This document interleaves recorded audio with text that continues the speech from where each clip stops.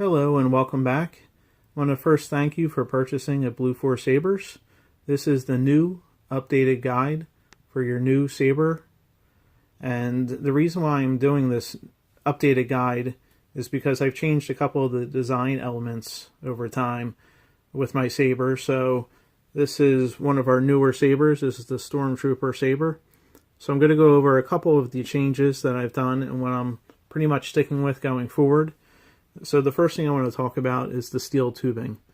It is all one solid piece from top to bottom, and that is the core of your saber.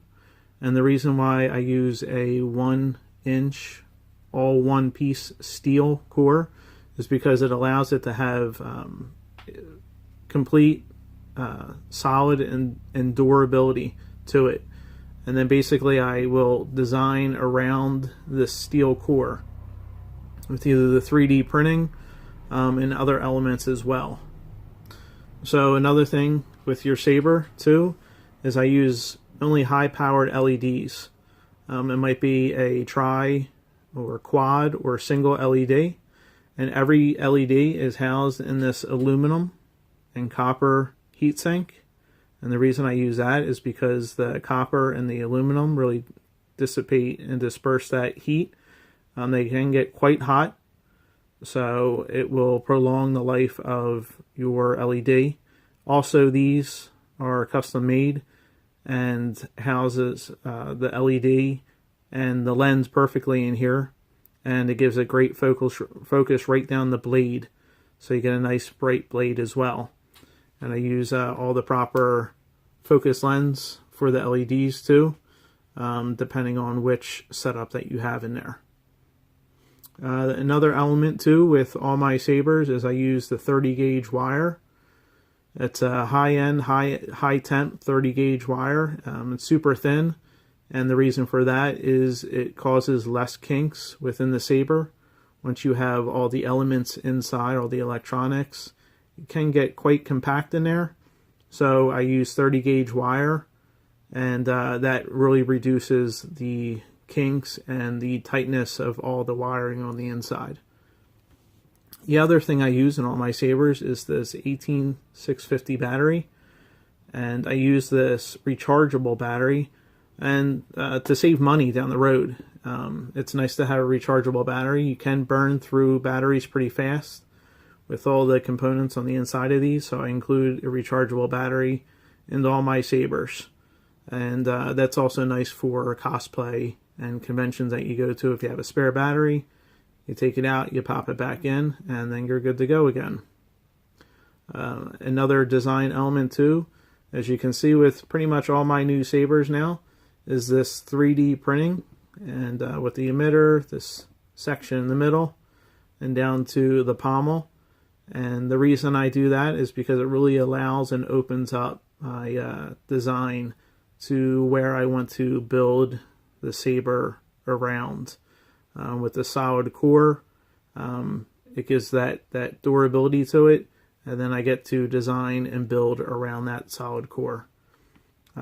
It's really become kind of my thing that I've stuck with now, and I really like the way it turns out, and it keeps the saber's nice and thin too, where in the past I used a thicker steel, but now going forward, and in the past too, probably within the past year, I've used this solid 1-inch steel. The last thing I wanted to talk about is with the blade depth on my sabers.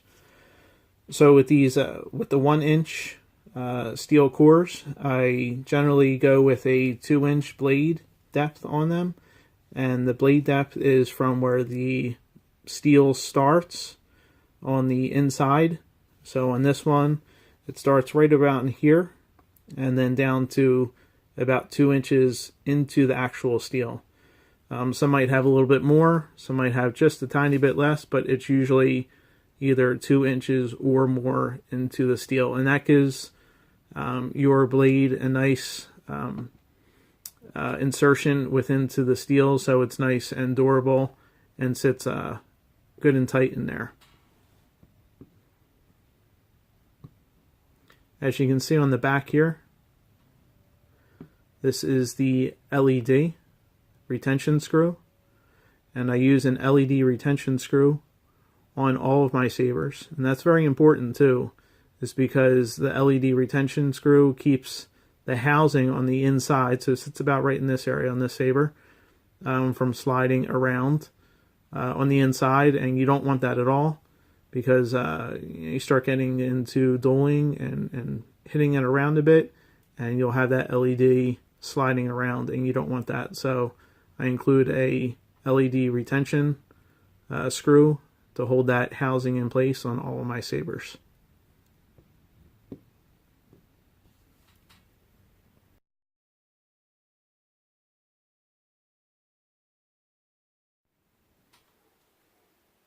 So the internal electronics on these, they're going to be a little bit different, but we're not going to go over the individual electronics on each saber. For example, on this one is a Nano Biscotti V4, and that will change over time as the electronics for sabers get better and different boards come out. But I wanted to show you how to remove the pommel. On most of my sabers, they come with a retention screw on the bottom, so you just use your included Allen key as shown, stick it into the hole, and it's not going to be extremely tight on there, so you don't need to crank it at all. Just loosen it up a bit, quarter turn or so will do it, and you'll be able to feel that it's loose on there. Going to take the pommel off. And also another note too is you don't want to remove this screw all the way. That it's not necessary to do that, and the reason for that is it could get lost. So it's nice to just be able to keep that screw in there. So just a little quarter tone will loosen that, and you put that off to the side. You'll see the speaker on here on the bottom.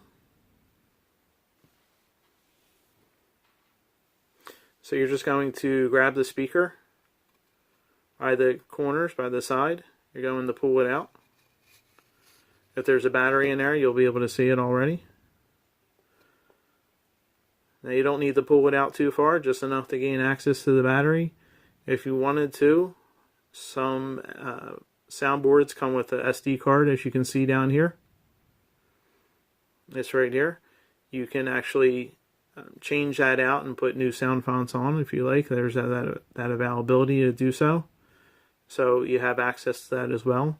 You don't need to pull it any further in this. You'll feel a little bit of tension. I wouldn't recommend pulling it any more than that. You don't need to, and it just puts extra stress on the wires. But for the battery, you'll see on this housing here, might be a little bit hard to see on the camera, but you will look, if you look closely, you can actually see a little positive, and on the opposite side is the negative. That's the polarity of the battery. It's very important to check the polarity on your battery here, and you'll be able to see it. There you go, your positive and your negative. You're going to match that up with the positive and the negative on your battery holder. You're going to place that in. On this one, you'll hear the boot up sound. If you have an illuminated LED switch, that will also power on as well. So to place this back into your saber, you're just going to look inside, and I can see that the wires on the inside twist this direction. So I just want to give it a small twist, at a quarter turn, a little squeeze.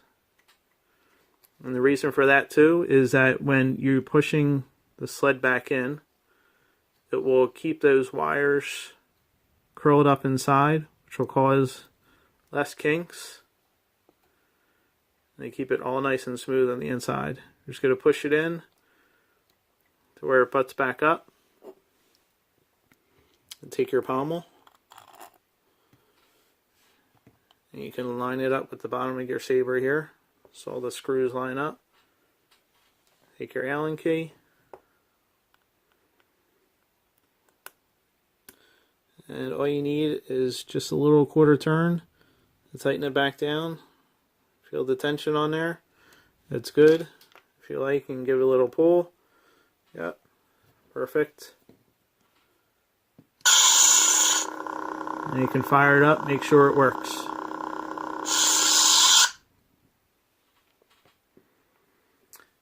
One more note too is that you don't need to over tighten this. I said just a quarter or a half turn, just so you feel that it's snug on there, and then you'll be good to go.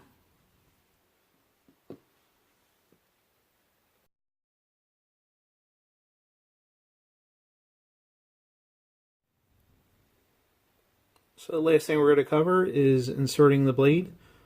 All of my sabers except a 1-inch polycarbonate blade. So all you're going to do is fit it into the front of the saber. Sometimes you might have to give it a little bit of push and twist. You'll feel it push in until it can't go any further. If you have a hard time, the retention screw might just be in the saber a little bit too far. All you would do is just take the Allen key and back out the screw a little bit. If not, you'll feel it slide all the way in until it butts up against the LED. You'll see that it can't go in any further. Once it's in there, just give it a little turn. There you go. It starts to feel snug. That's plenty. You don't need any more. If you want to pull it a little bit, you can tell that it's in there nice and snug. Turn it back on here. Fire it up, and there you go. Just one thing to note and remember is that you do not have to tighten that retention screw down too tight or remove it all the way to remove the blade. To remove it, all you need to do is just loosen it up just a little bit, back it out just enough to where you feel the blade loosen up, and then you can remove the blade. So once again, I want to thank you for purchasing a Blue Force Saber. I hope you really enjoy it. And until next time, take care and God bless.